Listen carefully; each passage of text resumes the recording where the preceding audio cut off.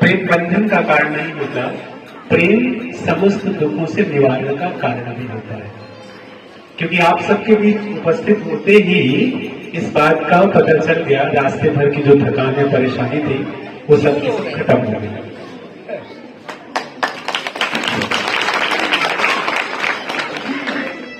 तो बस थोड़ी सी बातें करूंगा आप सबसे। मुझे पता है यहाँ इस आश्रम में हमेशा आने के लिए हाँ शायद इसलिए होती है कि इस आश्रम में आप सबके सदगुरु सामल साहब और राधा साहब, आप दोनों ने मिलकर जो यहाँ पे पुष्प उगाए हैं उनका मूल्य नहीं मिला। क्योंकि यहाँ आके सिर्फ शब्द कहना तक मुझे लगता है शायद ठीक नहीं होता। क्योंकि यहाँ के जितने भी साधक हैं इस आश्रम से जुड़े हुए, हमने हमेशा ये महसूस किया है कि उनके मन बहुत पवित्र हैं, वो बहुत समर्पित हैं और निश्चित ही अपने सद्गुरु के लिए उनमें अगाध प्रेम भी है। जहाँ ऐसा प्रेम हो वहां मैं क्या, कबीर साहब को भी आना पड़ेगा, बाहर बाहर आना पड़ेगा। मैं जब कभी भी आप सबसे मिलता हूं, आप सबसे बातचीत करता हूं, तो कुछ एक जाना तो बहुत सारी जगहों पे होता रहता है, बहुत सारे इंटेलेक्चुअल बातचीत भी होती रहती जो बुद्धि परक है। लेकिन यहाँ आकर जब आप सबके साथ मिलता हूं, आप सबसे बात करता हूं, आप सबके ऊर्जा के बीच रहता हूं, तो वास्तव में उस प्रेम की अनुभूति होने लगती है जिसकी बात कबीर साहब करते हैं। तो उन्हीं दो बातों पे थोड़ी बात करते हैं कि हमारे जीवन के कुछ प्रश्न होते हैं जब हम साधना की तरफ निकलते हैं या साधना के मार्ग पर या सत्संग के मार्ग पर निकलते हैं, तो एक प्रश्न आता है कि व्यक्ति इन तमाम चीजों से मोक्ष कैसे पा सकता है। अच्छा, एक बात मैं और स्पष्ट कर दूं, मोक्ष का मतलब कभी भी ये नहीं होता कि जब आपकी मृत्यु हो तब आपका पुनर्जन्म न हो। मोक्ष मतलब होता है छूट जाना। और छूट कब जाते हैं?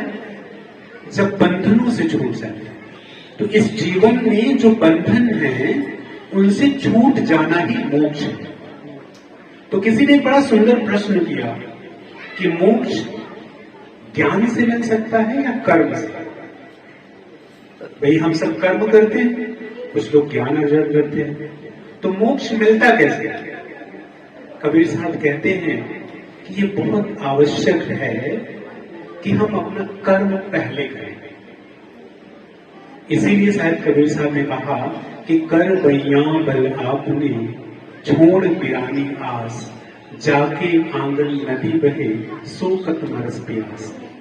तो अब देखिए, मोक्ष की जो गंगा है, मोक्ष की जो नदी है, वो हम सबके पास बह रही है, हम सब में बह रही है और उसी को समझना है। और जो भी अटैचमेंट्स है, जो भी हमारे जीवन में लगाव है, उनसे विरत होकर अपने कर्म को करते रहना है, तभी मोक्ष मिल सकता है। तो इसका बड़ा प्यारा सा उत्तर कबीर साहब देते हैं, कहते हैं कि मोक्ष कर्म से मिलता है, लेकिन मोक्ष सिर्फ कर्म से नहीं मिलेगा। क्योंकि हम कर्म को कई तरह से जोड़ते हैं। फिर हम अपने घर में हैं, अपने घर परिवार की देखभाल कर रहे हैं, हम अपने सारे कार्य कर रहे हैं, नौकरी कर रहे हैं, सब कुछ कर रहे हैं। तो अगर ऐसा संभव है फिर तो बहुत सारी चीजों का कोई महत्व नहीं रह जाएगा।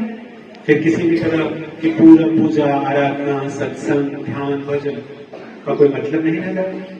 तो इसका बड़ा अच्छा एक उदाहरण ये है कि कर्म, लेकिन मन जो है, मन की पवित्रता के साथ कर्म। आप घर में हैं, अपने परिवार के साथ हैं, माता पिता भाई बंधु जिनके भी साथ हैं, उनके साथ आपको रहना है, लेकिन आपका मन कैसा होना चाहिए? पवित्र होना चाहिए। एक प्यारी सी बात देखिए कि हमारी संस्कृति रही है। मैं अगर संस्कृति की बात करूं तो देखिए, एक छोटा सा उदाहरण ले सकते हैं लोग। जब हम लोग गांव में अनाज बोते हैं, अनाज को जब बोते हैं उसके पहले ही एक छोटा सा हिस्सा निकाल के रख देते हैं। क्यों रखते हैं? कहते हैं कि इसे किसी भी ऐसे व्यक्ति को जिसकी इसकी जरूरत हो, वो गांव में मांगने वाला आ जाए, कोई गरीब आ जाए, उसको देंगे।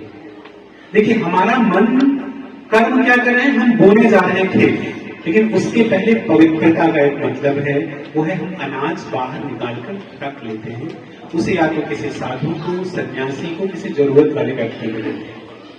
अब देखिए फिर से जब फसल थोड़ी बड़ी होती है, समझने की कोशिश करेगा, किसान है तो फसल जैसे ही थोड़ी सी बड़ी होती है, उस खेत से अगर अनाज ज्यादा है तो कुछ पौधे निकाले जाते हैं, घास हो गई है तो घास निकाले जाते हैं। घास किसे दी जाती है?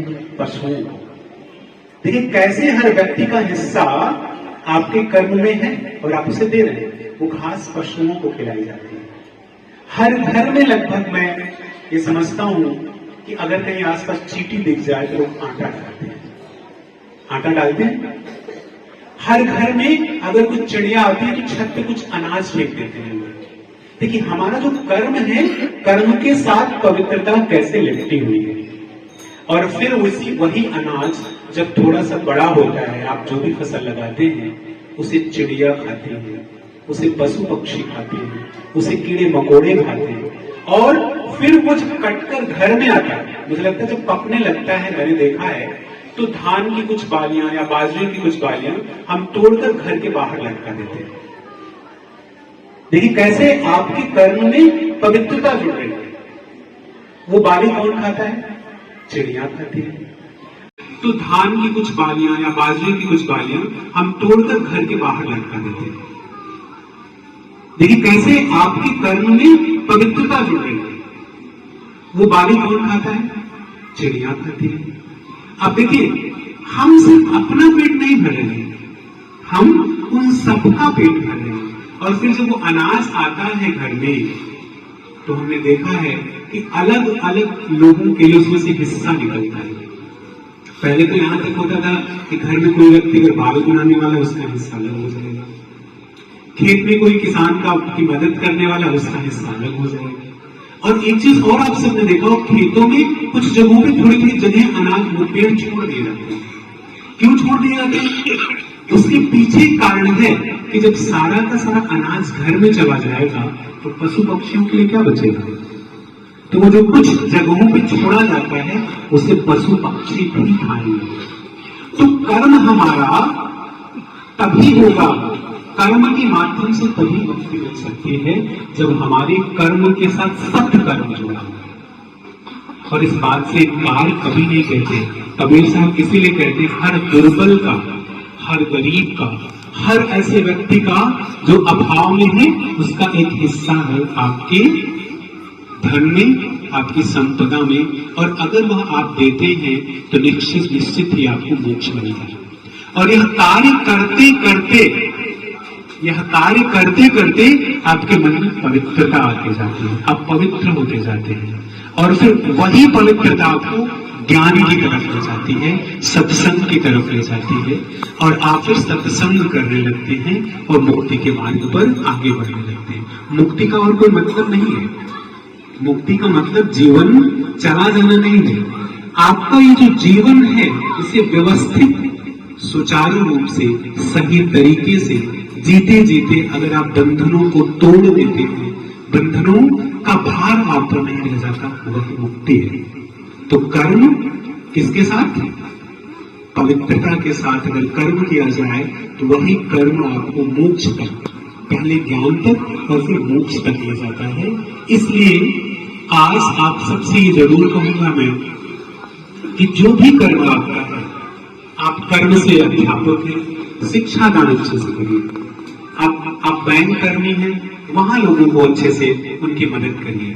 आप किसान हैं, अपना कर्म अच्छे से करिए। आप पत्नी हैं, पति हैं, भाई हैं, बहन हैं, अपने कर्तव्यों का निर्वहन सही से यदि आप करते हैं तो आपको किसी पूजा पाठ, किसी और चीजों की जरूरत जीवन में नहीं पड़ेगी और आपको मोक्ष मिलेगा। क्योंकि उसके साथ आप सत्संग से जुड़ेंगे, उसके साथ आप सही धारा से जुड़ेंगे, आप अपने आप को पहचान पाएंगे, आप अपने आप को समझ पाएंगे और कर्म से आप मोक्ष तक की यात्रा कर पाएंगे। तो आज मुझे लगता है कि समय बहुत कम है, कम तो नहीं है, लेकिन मुझे पता है कि सत्संग बहुत देर से चल रहा है। गलती मेरी भी नहीं है, गलती तो ट्रेन की है, लेकिन ट्रेन को हम सब कुछ कर नहीं सकते। तो